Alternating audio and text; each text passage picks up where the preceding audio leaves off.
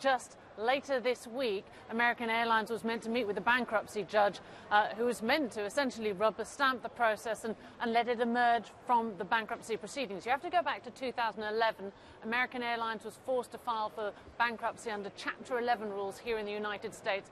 Essentially, it means they get a chance to work sort of outside of the normal kind of rules with creditors to try and find a way to sort of pay down some of their debts, emerge as a kind of new company with a bit less debt hanging over their shoulder.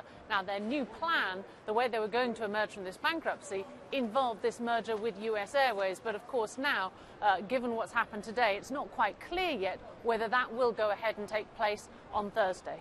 So what is it that's actually started this? What's made this happen right now? Why the decision now?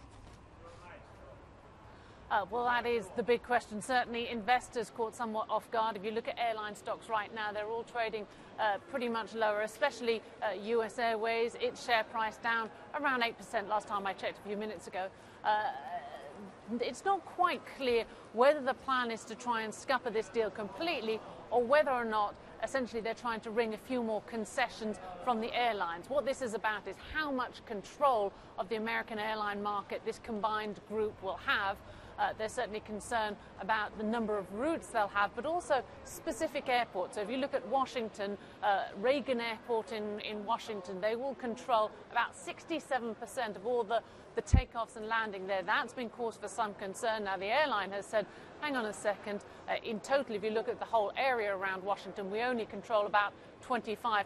But maybe the idea is that if they could give up a few more of their landing slots, that might appease regulators. It's really too soon to tell. But what's interesting is that this deal was approved by European regulators only recently after they'd agreed to give up some landing slots at London's Heathrow Airport.